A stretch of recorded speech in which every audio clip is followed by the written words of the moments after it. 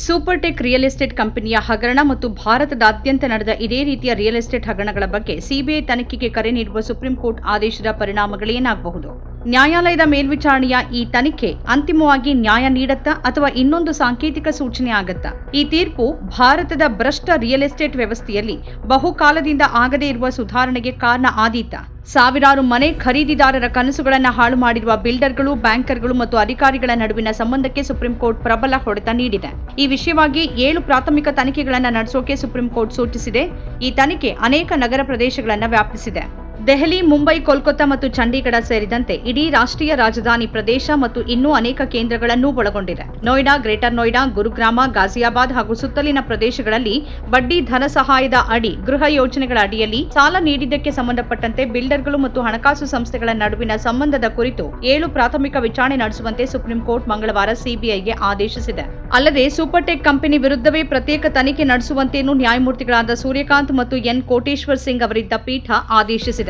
ಸೂಪರ್ಟೆಕ್ ವಿರುದ್ಧ 799ಕ್ಕೂ ಹೆಚ್ಚು ಅರ್ಜಿದಾರರು ದಾವೆ ಹೂಡಿದ್ರು. 1998ರಿಂದ ಅದು 5157 ಕೋಟಿ ರೂಪಾಯಿಗಿಂತ ಹೆಚ್ಚಿನ ಹಣವನ್ನು ಸಂಗ್ರಹಿಸಿದ್ದು, 19 ವಿವಿಧ ಬ್ಯಾಂಕ್ಗಳು ಅಥವಾ ವಸತಿ ಹಣಕಾಸು ಕಂಪನಿಗಳೊಂದಿಗೆ ಪಾಲುದಾರಿಕೆ ಹೊಂದಿರುವ ಆರೋಪದ ಹಿನ್ನೆಲೆಯಲ್ಲಿ ತನಿಖೆಗೆ ಆದೇಶ ಕೊಡಲಾಗಿದೆ. ಪಕ್ಷೀಯ ಸಾಲ ಒಪ್ಪಂದಗಳಿಂದಾಗಿ ಬ್ಯಾಂಕುಗಳು ಮತ್ತು ಬಿಲ್ಡರ್ಗಳ ನಡುವಿನ ಅಪವಿತ್ರ ಸಂಬಂಧದ ಬಗ್ಗೆ ಪೀಠ ಗಮನ ಸೆಳೆದಿದೆ. ಮನೆ ಖರೀದಿದಾರರ ವಿರುದ್ಧ ಬಲವಂತದ ವಸೂಲಾತಿ, ವಿತರಣೆಯಲ್ಲಿ ಆರ್ಬಿಐ ಮತ್ತು ರಾಷ್ಟ್ರೀಯ ವಸತಿ ಬ್ಯಾಂಕ್ ಮಾನದಂಡಗಳನ್ನು ಕಡೆಗಣಿಸಿರುವುದನ್ನು ಪ್ರಾಥಮಿಕ ದಾಖಲೆಗಳು ಸೂಚಿಸುತ್ತೆ ಅಂತ ಪೀಠ ಹೇಳಿದೆ.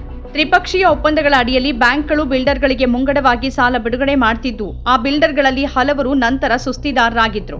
ಇದರಿಂದಾಗಿ ಮನೆಗಳ ಯಾವುದೇ ಮಾಲೀಕತ್ವ ನೀಡದೇ ಇದ್ರೂ ಕೂಡ ಬ್ಯಾಂಕ್ಗಳು ಮನೆ ಖರೀದಿದಾರರನ್ನ ಗುರಿಯಾಗಿಸಿಕೊಂಡಿದ್ವು ಅನ್ನೋ ಕಳವಳಕಾರಿ ಮಾಹಿತಿಯನ್ನ ಮಾರ್ಚ್ 18ರಂದು ನಡೆದ ವಿಚಾರಣೆಯಲ್ಲಿ ನ್ಯಾಯಾಲಯ ಗಮನಿಸಿತ್ತು. ಒಂದೇ ಒಂದು ಇಟ್ಟಿಗೆ ಕೂಡ ಇರಿಸಲಾಗಿದೆಯಾ ಅಂತ ತಿಳಿದುಕೊಳ್ಳುವ ಮೊದಲೇ ಬ್ಯಾಂಕ್ಗಳು ಹಣ ಬಿಡುಗಡೆ ಮಾಡಿವೆ ಅಂತ ಪೀಠ ಹೇಳಿದೆ. 1200ಕ್ಕೂ ಹೆಚ್ಚು ಮನೆ ಖರೀದಿದಾರರು 170ಕ್ಕೂ ಹೆಚ್ಚು ಅರ್ಜಿಗಳನ್ನ ಸಲ್ಲಿಸಿದ್ರು. ಅವರಲ್ಲಿ ಹಲವರು ಇಎಂಐ ಪಾವತಿ ಮಾಡಿದ್ರು. ತಮಗೆ ಮನೆಗಳ ಮಾಲೀಕತ್ವ ದೊರೆತೇ ಇಲ್ಲ.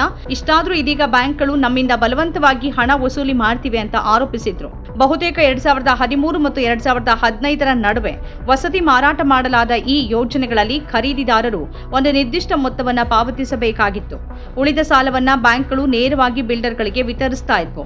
ಆದರೆ 2018-19ರ ಸುಮಾರಿಗೆ ಬಿಲ್ಡರ್ಗಳು ಸುಸ್ತಿದಾರರಾಗ್ತಾ ಇದ್ದಂತೆ ಬ್ಯಾಂಕ್ಗಳು ತಾವು ಬಿಲ್ಡರ್ಗೆ ನೀಡಿರುವ ಸಾಲಕ್ಕೆ ಮನೆ ಖರೀದಿದಾರರನ್ನ ಮರುಪಾವತಿಗೆ ಹೊಣೆಗಾರರನ್ನಾಗಿ ಮಾಡ್ತಾ ಇದ್ದಿದ್ದು ನ್ಯಾಯಾಲಯದ ಗಮನಕ್ಕೆ ಬಂದಿತ್ತು.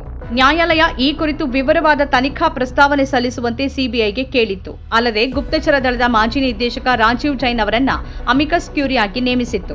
6 ನಗರಗಳಲ್ಲಿ 21 ಯೋಜನೆಗಳು ಮತ್ತು 800 ಮನೆ ಖರೀದಿದಾರರೊಂದಿಗೆ ಸಂಪರ್ಕ ಹೊಂದಿರುವ ಸೂಪರ್ಟೆಕ್ ಅನ್ನ ಈ ಯೋಜನೆಯ ಪ್ರಮುಖ ಸೂತ್ರಧಾರ ಅಂತ ಗುರುತಿಸಿ ಜೈನ್ ವರದಿ ಸಲ್ಲಿಸಿದ್ರು. ಕಂಪನಿಯ ಧನ ಸಹಾಯ ಗೃಹ ಯೋಜನೆಗಳ ಅಡಿಯಲ್ಲಿ ಮುಂಗಡ ಸಾಲ ವಿತರಿಸುವಲ್ಲಿ 8 ಬ್ಯಾಂಕ್ಗಳು ಮತ್ತು ವಸತಿ ಹಣಕಾಸು ಕಂಪನಿಗಳು ಪದೇ ಪದೇ ಭಾಗಿಯಾಗಿರುವುದನ್ನು ಗುರುತಿಸಿದ್ದ ಅವರು ಈ ಸಂಸ್ಥೆಗಳ ಬಗ್ಗೆ ಕೇಂದ್ರೀಕೃತ ತನಿಖೆ ನಡೆಸುವಂತೆ ಸಲಹೆ ನೀಡಿದ್ರು. ಜೈನ್ ಅವರ ಶಿಫಾರಸುಗಳು ಮತ್ತು ಸಿಬಿಐ ಸ್ವತಃ ಸಲ್ಲಿಸಿದ ಅಫಿಡವಿಟ್ ಆಧರಿಸಿ ನ್ಯಾಯಾಲಯ 7 ಪ್ರಾಥಮಿಕ ವಿಚಾರಣೆ ಪ್ರಾರಂಭಿಸೋಕೆ ಸಿಬಿಐಗೆ ನಿರ್ದೇಶನ ನೀಡಿದೆ. ಅದರಲ್ಲಿ ಒಂದು ಸೂಪರ್ಟೆಕ್ ಕಂಪನಿಯನ್ನ ಮಾತ್ರವೇ ಕೇಂದ್ರೀಕರಿಸಬೇಕು ಅಂತ ಅದು ಸೂಚಿಸಿದೆ. ಅಲ್ಲದೆ ನ್ಯಾಯಾಲಯದ ಹಿಂದಿನ ಆದೇಶಗಳ ಪ್ರಕಾರ ಮನೆ ಖರೀದಿದಾರರಿಗೆ ನೀಡಲಾದ ಮಧ್ಯಂತರ ರಕ್ಷಣೆ ಮುಂದುವರಿಯಲಿದೆ. ಬಿಲ್ಡರ್ಗಳು ಮತ್ತು ಹಣಕಾಸು ಸಂಸ್ಥೆಗಳ ಈ ಮೋಸದಾಟದಲ್ಲಿ ಸಂಪೂರ್ಣವಾಗಿ ಬಲಿಪಶುಗಳಾಗೋರು ಮನೆ ಖರೀದಿದಾರರು ಅಂತಾರೆ ಸುಚೇತಾ ದಲಾಲ್. ಈ ಮನೆ ಖರೀದಿದಾರರು ಸಬ್ವೆನ್ಷನ್ ಬಲೆಗೆ ಬಿದ್ದಿದ್ರು. ಬಿಲ್ಡರ್ಗಳು ಹೂಡಿಕೆದಾರರನ್ನ ಆಕರ್ಷಿಸೋಕೆ ಬಳಸುವ ತಂತ್ರವೇ ಸಬ್ವೆನ್ಷನ್ ಯೋಜನೆಯಾಗಿದೆ. ಬುಕಿಂಗ್ ಸಮಯದಲ್ಲಿ ಖರೀದಿ ಮಾಡೋಕೆ ಹೇಳಿ ಒಪ್ಪಂದಕ್ಕೆ ಸಹಿ ಮಾಡಿಸಲಾಗುತ್ತೆ.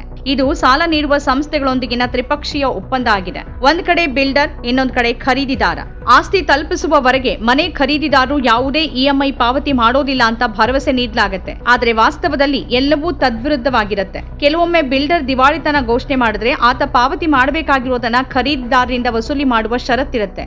ಆದ್ರಿಂದ ಈ ಮನೆ ಖರೀದಿದಾರರು ತಮ್ಮ ಮನೆಯನ್ನ ಸ್ವಾಧೀನಪಡಿಸಿಕೊಳ್ಳದೇನೆ ಇಎಂಐ ಪಾವತಿ ಮಾಡಬೇಕಾಗತ್ತೆ ಮತ್ತು ಮನೆ ಕೈಗೆ ಬರೋದೇ ಇಲ್ಲ. ವಾಸ್ತವವಾಗಿ ಅನೇಕ ದೊಡ್ಡ ಡೆವಲಪರ್ಗಳು ಪಾವತಿಗಳನ್ನು ಮಾಡೋಕೆ ವಿಫಲರಾಗಿದ್ದಾರೆ ಮತ್ತು ದಿವಾಳಿಯಾಗಿದ್ದಾರೆ.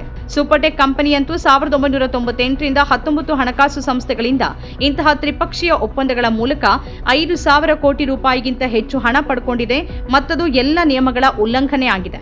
ಬಿಲ್ಡರ್ಗಳು ಮತ್ತು ಹಣಕಾಸು ಸಂಸ್ಥೆಗಳು ಮನೆ ಖರೀದಿದಾರರನ್ನ ಬಲಿ ಹಾಕೋಕೆ ಅಂತಾನೆ ಆಡುವ ಮೋಸದಾಟದ ವಿರುದ್ಧದ ಈಗಿನ ಸುಪ್ರೀಂ ಕೋರ್ಟ್ ಆದೇಶ ಏನಾದ್ರೂ ಬದಲಾವಣೆಗೆ ಕಾರಣ ಆಗಬಹುದಾ? ಹಿರಿಯ ಪತ್ರಕರ್ತೆ ಸುಚೇತಾ ದಲಾಲ್ ಹೇಳೋ ಪ್ರಕಾರ ಸುಪ್ರೀಂ ಕೋರ್ಟ್ ತನಿಖೆಯನ್ನ ಮಾಸಿಕವಾಗಿ ಮೇಲ್ವಿಚಾರಣೆ ಮಾಡಲಿರೋದ್ರಿಂದ ಸುಪ್ರೀಂ ಕೋರ್ಟ್ನಲ್ಲಿ ವಿಚಾರಣೆಗಳು ನಡೆದಾಗ ಅವು ದೇಶಾದ್ಯಂತ ವರದಿಯಾಗತ್ತೆ. ಇದರರ್ಥ ಹೊಣೆಗಾರಿಕೆ ಇರುತ್ತೆ. ಅಲ್ಲದೆ ಎಸ್ಐಟಿ ರಚಿಸೋದರ ಜೊತೆಗೆ ಸುಪ್ರೀಂ ಕೋರ್ಟ್ ವಸತಿ ಮತ್ತು ನಗರ ವ್ಯವಹಾರಗಳ ಸಚಿವಾಲಯದ ಕಾರ್ಯದರ್ಶಿ ಹಾಗೂ ಭಾರತೀಯ ರಿಸರ್ವ್ ಬ್ಯಾಂಕ್ ಮತ್ತು ಚಾರ್ಟರ್ಡ್ ಅಕೌಂಟೆಂಟ್ಗಳ ಸಂಸ್ಥೆಗೆ ಎಸ್ಐಟಿಗೆ ಸಹಾಯ ಮಾಡೋಕೆ ಹಿರಿಯ ಅಧಿಕಾರಿಯನ್ನ ನೇಮಿಸುವಂತೆ ನಿರ್ದೇಶಿಸಿದೆ. ಇದು ತನಿಖೆಯನ್ನ ಗಂಭೀರವಾಗಿಸಲಿದೆ. ಇದನ್ನ ದೇಶಾದ್ಯಂತ ವರದಿ ಮಾಡಿದಾಗ ಸಂತ್ರಸ್ತರಾಗಿರುವ ಇತರ ಮನೆ ಖರೀದಿದಾರರು ಕಾನೂನು ಸಹಾಯ ಪಡೆಯೋಕೆ ಅನುಕೂಲ ಆಗಲಿದೆ. ದೇಶಾದ್ಯಂತ ಹೈಕೋರ್ಟ್ಗಳಲ್ಲಿ ಇಂತಹ ಪ್ರಕರಣಗಳು ಬಾಕಿ ಇವೆ. ಸುಪ್ರೀಂ ಕೋರ್ಟ್ ಆದೇಶ ಮತ್ತು ವಿಚಾರಣೆಗಳಿಂದ ಹೈಕೋರ್ಟ್ಗಳು ಆ ವಿಚಾರಣೆಗಳನ್ನ ಎತ್ಕೊಳ್ಳುತ್ತೆ ಮತ್ತದು ಮನೆ ಖರೀದಿದಾರರ ಹಿತಾಸಕ್ತಿಗೆ ನೆರವಾಗಲಿದೆ ಅಂತ ಸುಚೇತಾ ದಲಾಲ್ ಹೇಳ್ತಾರೆ. ಪ್ರಬಲ ಉದ್ಯಮಿಗಳು ಜನರ ಜೀವ ಮತ್ತು ಉಳಿತಾಯದೊಂದಿಗೆ ಆಟವಾಡೋಕೆ ಅವಕಾಶವಾಗಿರುವ ಈ ಆಳವಾದ ಭ್ರಷ್ಟಾಚಾರ ಬೇರು ಸಹಿತ ಕಿತ್ತಾಕೋಕೆ ರಾಜಕೀಯ ಇಚ್ಛಾಶಕ್ತಿಯ ಅಗತ್ಯವಿದೆ. ಈ ನಿಟ್ಟಿನಲ್ಲಿ ನ್ಯಾಯಾಂಗದ ಇಂತಹ ತೀರ್ಪು ಬಹಳ ದೊಡ್ಡ ತಿರುವು. ಆದರೆ ನಿರಂತರ ಸಾರ್ವಜನಿಕ ಒತ್ತಡ ಇದ್ರೆ ಮಾತ್ರ ಈ ನಿಟ್ಟಿನ ಜ್ವಾಲೆ ಜೀವಂತವಾಗಿರೋದಕ್ಕೆ ಸಾಧ್ಯ ಅನ್ನೋದು ಸುಚೇತಾ ದಲಾಲ್ ಅಭಿಪ್ರಾಯ. ನಮ್ಮ ಕಾರ್ಯಕ್ರಮಗಳನ್ನ ನೀವು ನೋಡ್ತಾ ಇದ್ರೆ ನಮ್ಮ ಚಾನೆಲ್ ಅನ್ನ ಸಬ್ಸ್ಕ್ರೈಬ್ ಮಾಡಿ, ಪಕ್ಕದ ಬೆಲ್ ಐಕಾನ್ ಒತ್ತಿ ನಮ್ಮನ್ನ ಬೆಂಬಲಿಸಿ.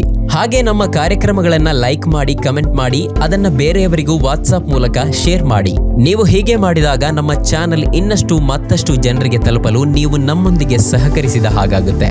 ಇದು ನೀವು ಯಾವುದೇ ಖರ್ಚಿಲ್ಲದೆ ಕೆಲವೇ ಸೆಕೆಂಡುಗಳಲ್ಲಿ ನೀಡಬಹುದಾದ ಸಹಕಾರ. ಧನ್ಯವಾದಗಳು.